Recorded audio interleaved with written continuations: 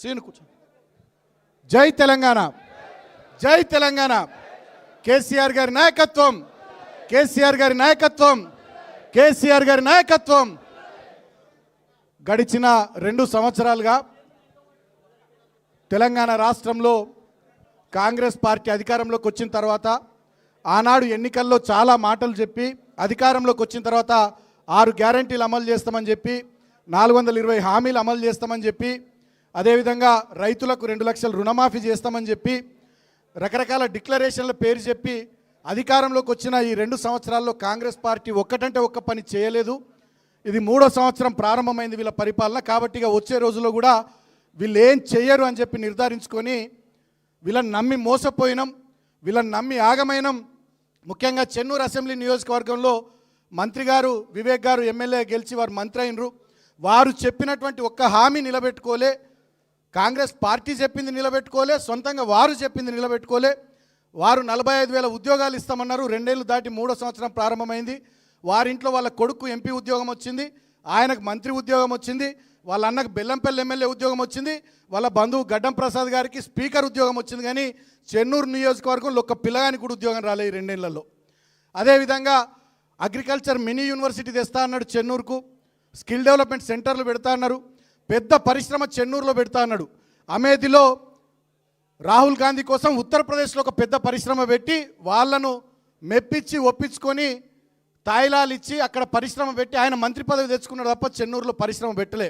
అదే మనము పెద్దలు కేసీఆర్ గారి ఆశీర్వాదంతో అన్న కేటీఆర్ గారి సహకారంతో చెన్నూరు అసెంబ్లీ నియోజకవర్గంలో మందమరి దగ్గర 500 కోట్లతోని పామాయిల్ ఫ్యాక్టరీ తీసుకొచ్చినాం.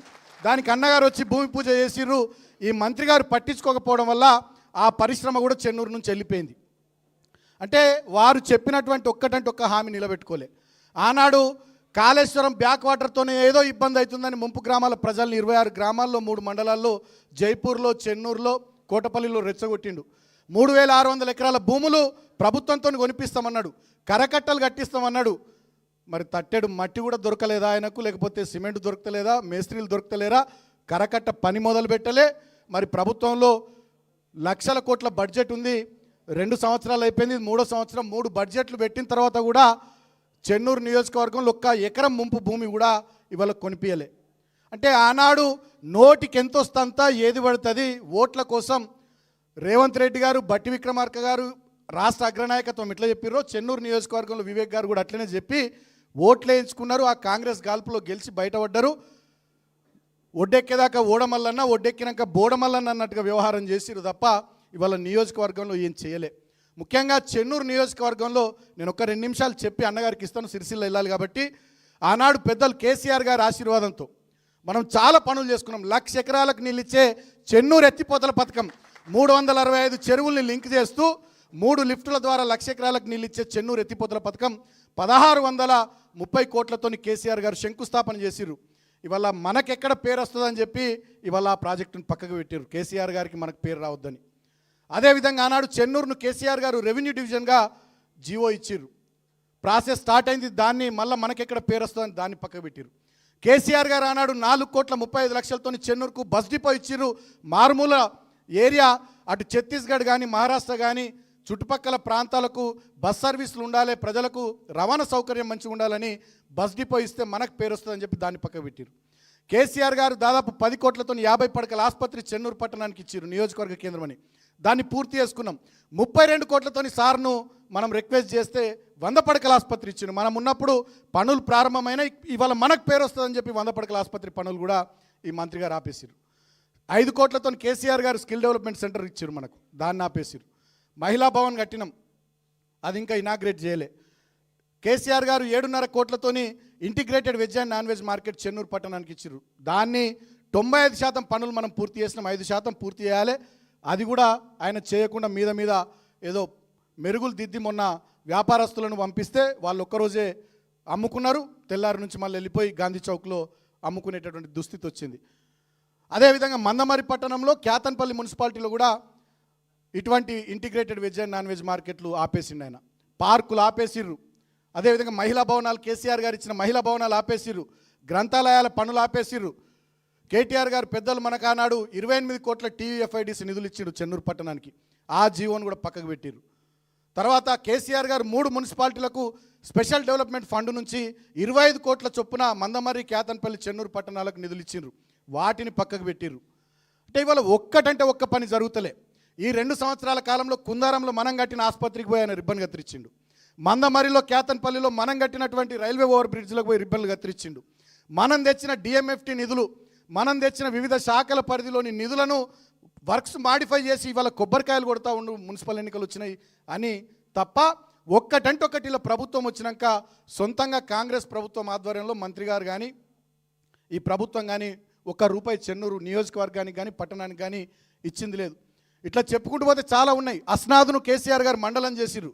అది మారుమూల ఏరియా, ఫోకస్డ్గా పని జరగాలి కాబట్టి 30 గ్రామాలున్న చెన్నూరు మండలం ఇంకో కొత్త మండలం రావాలి, దాంట్లోనే అస్నాద్ మండలం చేస్తే ఆ మండలాన్ని ఆపేసిర్రు మంత్రి గారు. కోటపల్లి మారుమూల మండలం, అది నక్సలైట్ ప్రభావిత మండలం. పక్కకే ఛత్తీస్గఢ్, మహారాష్ట్ర ఉంటాయి, ప్రాణహిత ఒడ్డున ఉంటుంది. 31 గ్రామాలు ఉన్నాయి. అక్కడ కూడా వెలుతురు రావాలి, అభివృద్ధి కావాలని చెప్పి పారిపల్లి మండలాన్ని కేసీఆర్ గారు ఇస్తే ఆ పనిని కూడా ఈ మంత్రి గారు ఆపేశారు. అంటే ఓట్లేసి నమ్మి మీకు అండగా నిలిచి ఆశీర్వాదం ఇచ్చిన చెన్నూరు ప్రజల నెత్తిమిది వల్ల ఈ మంత్రి గారు శటగోపం పెట్టిండు తప్ప ఒక్కటంటే ఒక్క పని చేస్తలేడు. ఇక ఇవన్నీ చూసిన తర్వాత రాజిరెడ్డి గారు కానీ, మైదం రవణ కానీ, కాంగ్రెస్ పార్టీలో ఆనాడు సీనియర్ నాయకులు ఉండి ఆనాడు కాంగ్రెస్ పార్టీ గెలుపు కోసం ఈ నియోజకవర్గంలో పనిచేసినటువంటి వాళ్ళంతా కూడా ఇక దీంట్లో ఉండి లాభం లేదు. 3వ సంవత్సరం స్టార్ట్ అయింది, తిప్పికొడితే ఇంకొక సంవత్సరం అయితే ఎవరికి ఎవడినాడు. ఇక అన్నం ఉడికిందా లేదంటే గంజులో చేయబెట్టి తిప్పాల్సిన అవసరం లేదు, 2 మెతుకులు చూస్తే అర్థమవుతుంది అన్నట్టుగా వీళ్ళ ప్రవర్తన, వీళ్ళ పద్ధతి అర్థమైంది. వీళ్ళు ఏం చేయరు. మళ్ళీ చెన్నూరుకు కేసీఆర్ నాయకత్వమే రావాలి, ఈ గులాబీ జెండా ఎగరాల చెన్నూరులో. మళ్ళీ రాష్ట్రమంతా కేసీఆర్ గారి గాలి, బీఆర్ఎస్ గాలి రావాలి.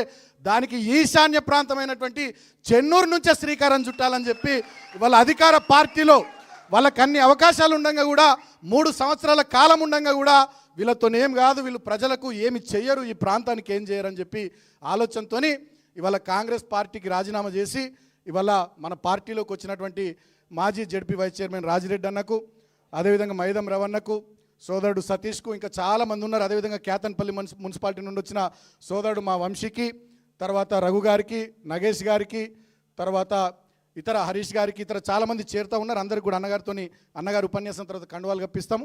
అందరికీ హృదయపూర్వకంగా స్వాగతం పలుకుతూ మీ అందరితో నేను కోరేది ఒక్కటే, మనమంతా ఒక కుటుంబం, ఇది గులాబీ కుటుంబం.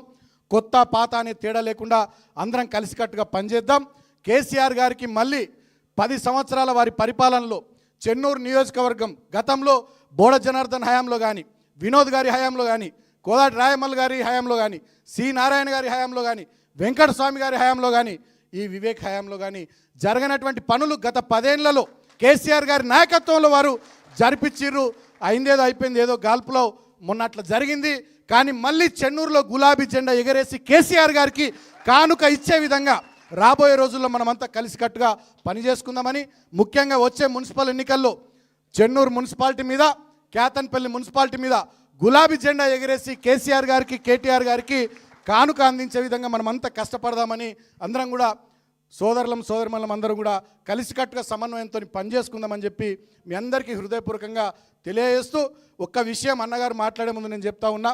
ఇందాక అన్నగారు లోపల మాకు చెప్పిర్రు, అయితే ఈ మున్సిపల్ ఎన్నికలకు సంబంధించి పార్టీ తరపున అబ్జర్వర్స్ను పంపిస్తారట, హైకమాండ్ నుంచి కోఆర్డినేటర్స్ను పంపిస్తారట, అన్ని రకాల సర్వేలు చేసి వార్డుల వారీగా ఎవరు బాగుంటారు, ఎట్లా బాగుంటారు, అక్కడ ఉండేటటువంటి సోషల్ కంపోజిషన్ కానీ, మంచి చెడ్డ కానీ అన్నిటిని చూసుకొని పకడ్బందీగా టికెట్ల కేటాయింపు కానీ, ప్రచారం కానీ, పనితీరు కానీ ఉంటుంది. సో మొత్తానికి మీకు ఇడిసబెట్టేది ఏమి ఉండదు, మా పైనుంచి మాది కూడా ఉంటుందని చెప్పి అన్నగారు ఇందాకనే వారు చెప్పినారు.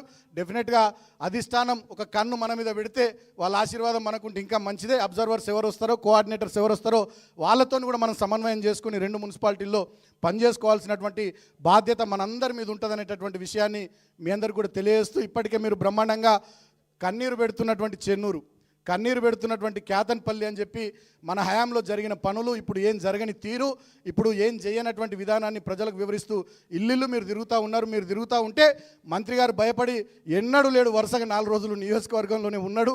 అంతటా తిరుగుతూ ఉన్నాడు. ఆయన ఎక్కడికి పోతే అక్కడ అడ్డుకుంటున్నారు, నిలదీస్తూ ఉన్నారు. మా 2500 ఏవి, మా 4000 ఏవి, మా స్కూటీలు ఏవి, మా తులం బంగారం ఏది, నువ్వు చెప్పిన నౌకర్లు ఏవి అని ప్రజలంతా నిలదీస్తూ ఉన్నారు. ఆయన కూడా ఫ్రస్ట్రేషన్లో పోయి గవర్నమెంట్ నడకపోండి అని చెప్పి మాట్లాడుతూ ఉన్నాడు. సో అట్లా మీరు మంచిగా ప్రచారం చేస్తూ ఉన్నారు. ఇదే ఉత్సాహాన్ని రాబోయే రోజుల్లో కొనసాగిద్దామని మీ అందరికీ పేరు పేరున తెలియజేస్తూ, ఇవాళ అన్నగారికి సిరిసిల్లలో కార్యక్రమం ఉంది. అన్న దయచేసి మీరు కొంచెం మమ్మల్ని మన్నించాలి, చాలా ఆలస్యమైంది, ఏమనుకోవద్దు. మా వాళ్ళు అక్కడికి వెళ్ళి మారుమూల ఛత్తీస్గఢ్ మహారాష్ట్ర సరిహద్దు నుండి ప్రొద్దున బయలుదేరి చలికాలంలో కొంచెం ర్యాలీగా అక్కడి నుండి రావడం వల్ల కొంత ఆలస్యమైంది. ఆలస్యానికి మన్నించాలని కోరుతూ మీ ఆశీర్వాదం ఎప్పుడు మా చెన్నూరు నియోజకవర్గం పార్టీ మీద, మా ప్రజల మీద, మా ప్రాంతం మీద ఉండాలని కోరుతూ, ఇప్పుడు మనందరి చప్పట్ల మధ్య మన అభిమాన నాయకులు, పెద్దలు, పార్టీ వర్కింగ్ ప్రెసిడెంట్ అన్న కేటీఆర్ గారిని మాట్లాడవలసిందిగా కోరుతా ఉన్నాను. జై తెలంగాణ. అందరికీ నమస్కారం. గౌరవ